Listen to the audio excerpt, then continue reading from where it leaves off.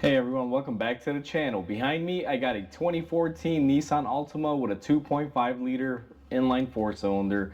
This thing has around 90,000 miles on it, and today we're going to be replacing the VVT solenoids on this vehicle. Now, before we go ahead and begin, if you haven't subscribed to the channel, hit the subscribe button down below.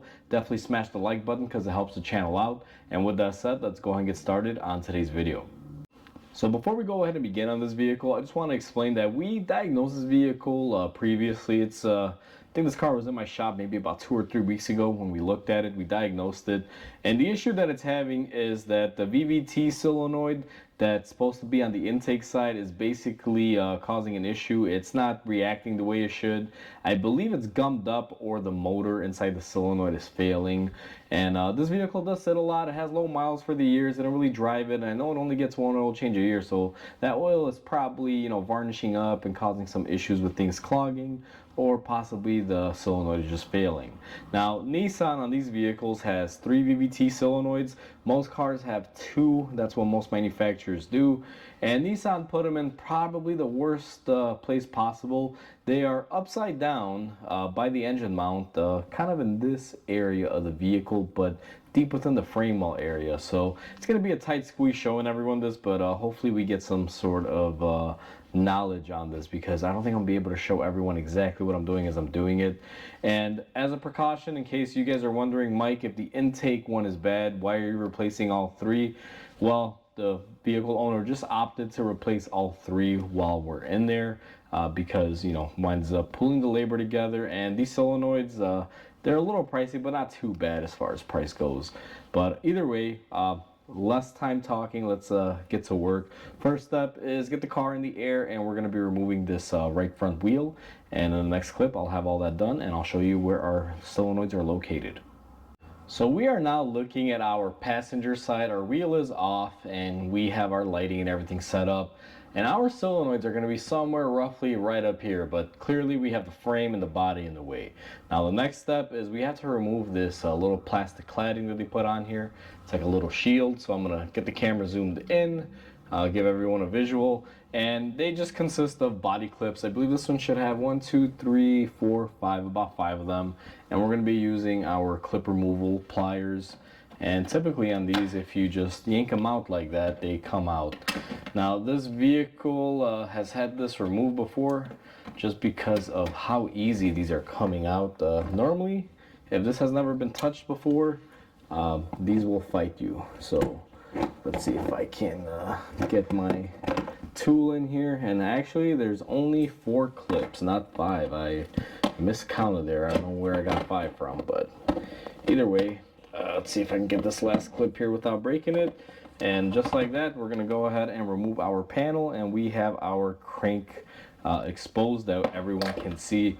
Now what we're going to be looking at or working at is going to be further up here, so we're going to have to get the car lifted up a little higher, and let me show you where we're working. So I probably have the camera in the best angle, and due to my camera setup, I can't really get it in there. But basically right up here, if we follow my little magnetic pointer here, we have 1 solenoid, 2 solenoid, and the 3rd one is just up here. It's in a very bad location, and it's really hard to get to.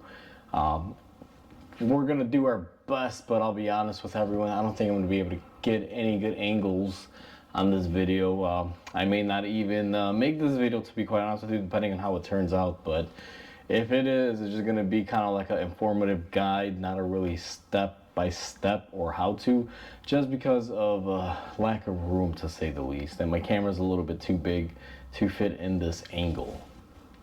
So in the last clip, we all saw how tight it is, and I tried fitting my GoPro in there and I just couldn't. So next best thing is to show you a new solenoid. So basically what we're going to be doing is, this is the solenoid, if everyone can visualize it, and it's basically sitting up there like this. This part of it is inside of the engine, and then we have a 10mm bolt holding it in place, and a clip connector here for the electrical. And basically what we're going to be doing while it's up there is we're going to use a long extension with a 10mm to unscrew the bolt. We're probably going to pop off this connector prior to unscrewing it. And then to get these out, you got to be ever so gentle and just kind of wiggle them and persuade them around. Now, I'm not sure if the original ones that are in there are going to be made of metal, like our replacement one, or if it's going to be half plastic. In the past, some VVT solenoids have a metal motor assembly or valve assembly, but here they start turning into plastic, and sometimes those can break in there. And if that happens on this, let's just say it's going to be a horrible time. But I'm hoping that they're all a one metal piece design like this, because typically, if these are like that, those should be like that, because they're basically the identical solenoids. So either way, I can't get the camera up in there. Probably gonna leave everyone at this angle or a little bit better angle to see in there, and just have everyone watch my struggle, I guess. And if it takes too long, I'll probably just kind of fast forward it, but let's just see what happens.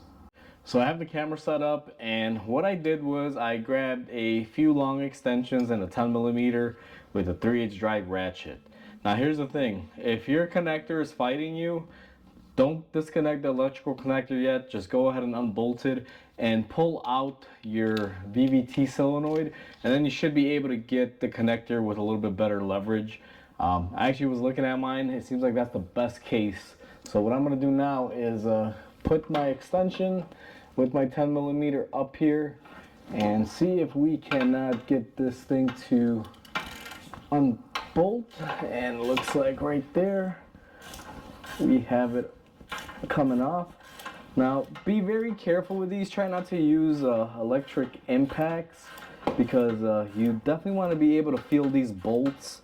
You definitely don't want to snap one of these, and they can become pretty corroded over time, just because of the way they are placed in here and how they live. So let me see if I can get my extension here in a better angle, because I'm kind of at the worst possible angle that I could be. Let's see if this will make it a little easier. Yep, that gives me a little bit of a better feel here once my extensions snap in together, just like that. And we're just gonna go ahead and remove this. Now I believe it should be loosened up by now. These are not very long bolts. So we're gonna just take this and do it by hand. Let's see if we can just get it to come out all the way. Yep, just like that. So we got our 10mm bolt off. Now this is where I'm gonna put everything down, and it may rain some oil on me here. Let's see what happens. I'm going to get up here and see if I can just kind of move this along. Now if it doesn't come off and you can't really reach it, you will need a little bit of a pry bar. So let me grab a little pry bar here just to kind of help with moving it around, because you got to unseize these, and this is kind of a pain, I'll be honest with you. I'm not really fond of where Nissan put these. I hated doing these at the dealer, and I hate doing them here. It's just Nissan picked a very weird way of setting this engine up. So now that we have that off, we're going to get some oil coming down. And there we go. We have our first VVT solenoid. And what I'm going to do now is hopefully get this connector off. Probably going to be blocking the view here. Let me get a rag, because oil is everywhere. This is the downside to this job that makes it not so fun, to say the least. So what I'm going to do next is just use this little screwdriver to help push the tab and see if we cannot get this off. And sometimes these connectors are a real pain, to say the least. So you've been warned. And mine is actually proving to be a big pain for whatever reason.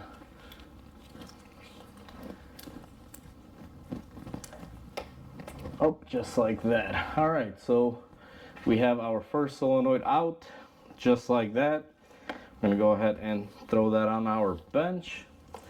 And now we are going to take our new solenoid. What I always recommend is put a little bit of lube on that gasket before you go and proceed to put it in place. So we got a little oil here on the frame. I'm gonna go ahead and just oil it up really quickly. And then I'm going to attempt to put this in here. Now you want to make sure you're positioned correctly on it, otherwise this will be a challenge. But it shouldn't really fight you too much, and then it should be able to pop into place. Now that O-ring might fight you a little bit, and you will need your pry bar just to kind of get the tail end of it, just to give it a little bit more pressure, just due to the tight confinement of the space that we're working in here. So let me see here if I can get this in. Yep, just like that. What I did with the pry bar, basically on the bracket where the bolt goes, I just kind of help push it while my hand was holding it, you know, in place. You're gonna need a little bit of assistance with that portion of it. So now that we have it in place, we just gotta make sure our bracket is lined up, which ours is a little cocked, but you could spin it in there. It's not a big deal.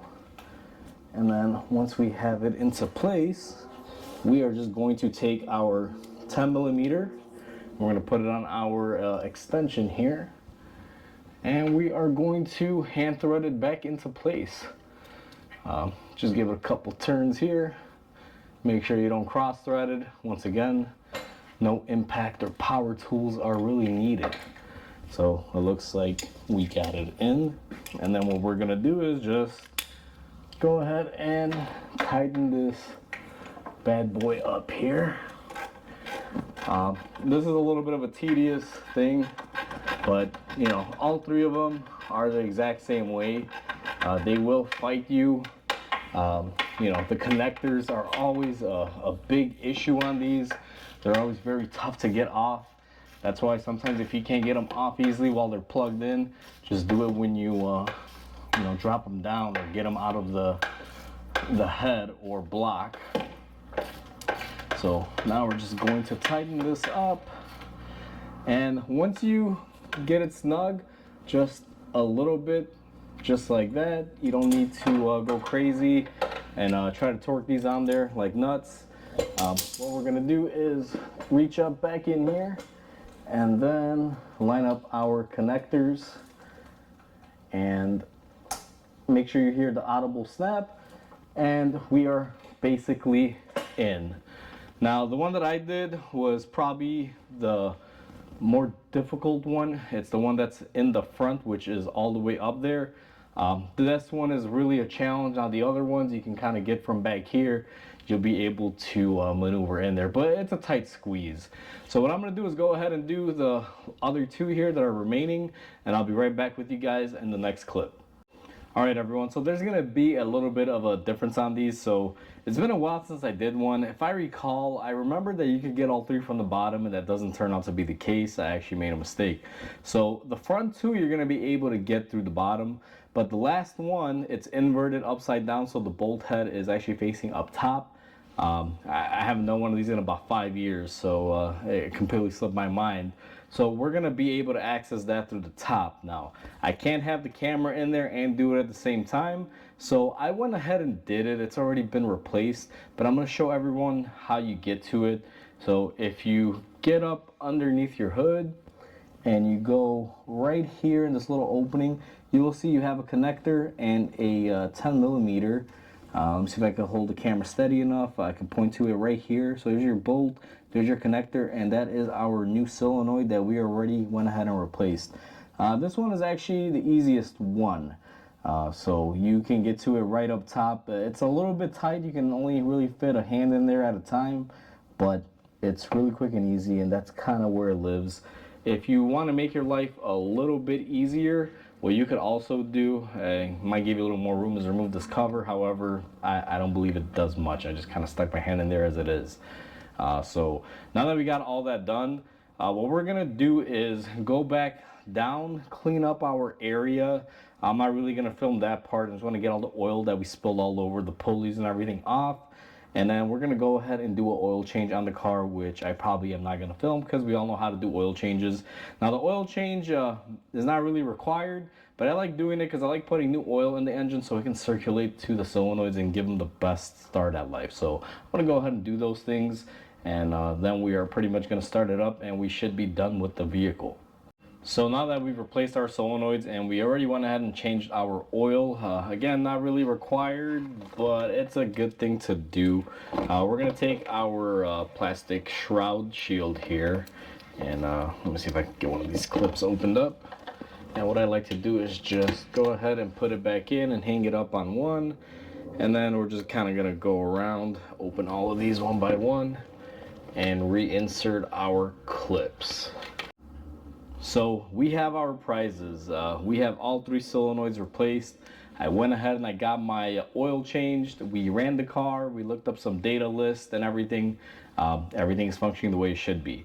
Now these are a little difficult to get to, but they're not horrible. You know, it's been a while since I did one, and completely slipped my mind that one of them is reachable through the top. The top one is going to be the easiest. I have to as you can say, retrace my steps, and I said that the first one on the bottom's easy. This one is the easiest one of all, the one that's up top. And then the 2 bottom ones, they're about medium. Overall, this job isn't horrible. It's just about getting the reach to get up there and dealing with the connectors. The biggest thing is the connectors coming off. If you can't get them off because you can't get your hand in there, you're gonna have to unbolt it, take it off, and you know, do it after the sensor is hanging like we did.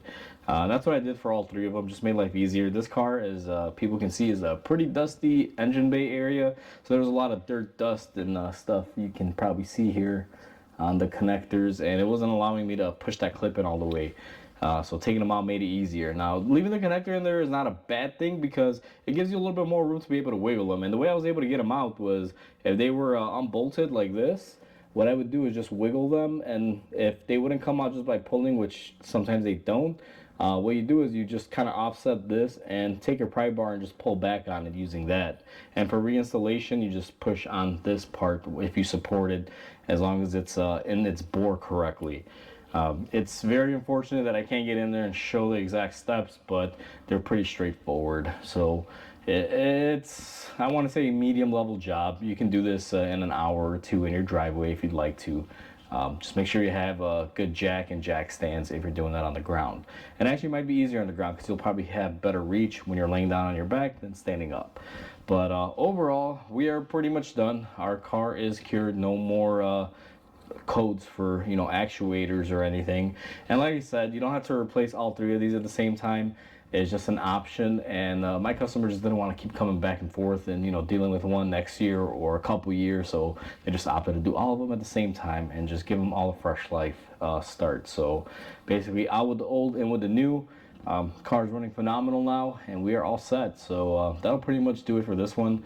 Like always, guys, if you like the videos, always comment, like, and subscribe because it definitely helps the channel grow. I hope everyone has a wonderful day, and I'll catch you on the next video.